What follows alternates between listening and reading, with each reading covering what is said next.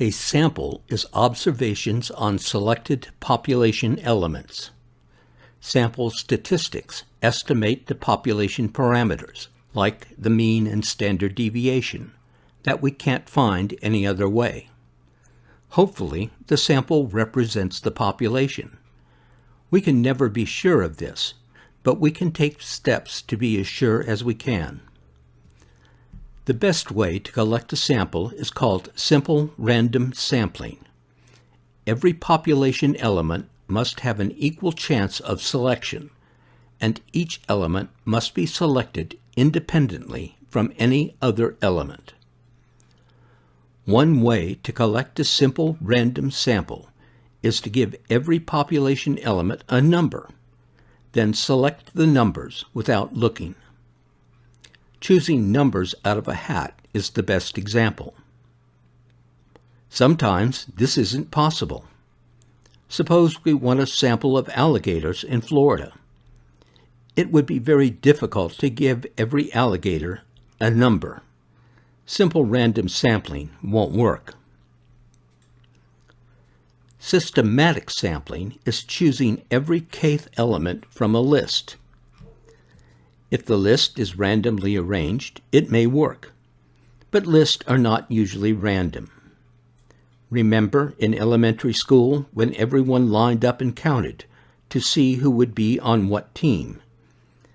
Everyone toward the end of the line looks to see what number their friends have and try to get into that position in the line. Systematic sampling is often used in manufacturing. We select every 10th item produced to check for quality, size, whatever. We can use systematic sampling like simple random sampling as long as we don't think there is a pattern in the population. There are other kinds of samples used for convenience or to save time or cost. Stratified sampling separates the population into strata of things that look alike.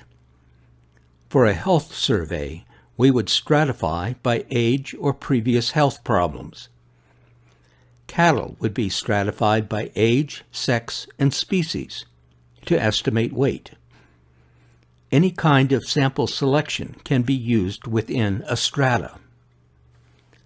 Cluster sampling is used when getting to the sample is a problem.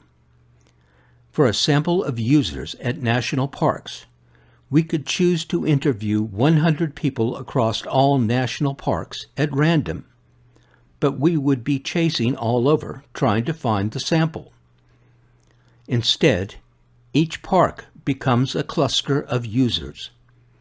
We choose a sample of parks at random, then choose users within the parks. This reduces travel cost and time. Multistage and multiphase sampling reduce cost and sample effort by choosing successive layers of sample elements. Instead of choosing 1,000 people at random, we can choose a city, then blocks in the city, then households in the blocks, then the people in households. A sampling method can be very difficult to develop, and there is no end of high-priced help to develop one. The wrong sampling method can produce disastrous results. There is also no end of high-priced help to manipulate a sampling method to produce desired results. Politicians learned this long ago. All legitimate sampling methods try to reduce or eliminate bias. Bias in sample selection results when some population elements are systematically more likely to be represented in a sample. Bias skews results, sometimes in unexpected ways. A common bias is response bias. Elements selected for the sample, particularly people, may choose not to participate. This becomes significant when the non-respondents represent a particular segment of the population. A good example is asking, "Do you cheat on your taxes?" Other examples may not be so obvious if the respondents feel threatened. Also, people often tell pollsters what they think the pollster wants to hear. Response bias can go the other way if we get a particular group that is not representative of the population. For example, we may want to know how people feel about pet adoption fees. Our list of possible samples comes only from people who have adopted pets in the past. In one instance, questions about sugar versus artificial sweeteners were addressed to an older population with a high proportion of diabetics. Self-selection bias occurs when people participate or decline to participate in a sample depending on the topic at hand. You may have received a questionnaire from a political party asking if you think the opposing party are liars, or click here if Senator X is an imbecile. Only those agreeing with the premise will join. Self-selection bias in a sample is a common source of misinformation disguised as fact. Push polls are a good example of self-selection bias. Bias also occurs in designed experiments. One greenhouse may get more sun exposure than others, or have a slightly different temperature.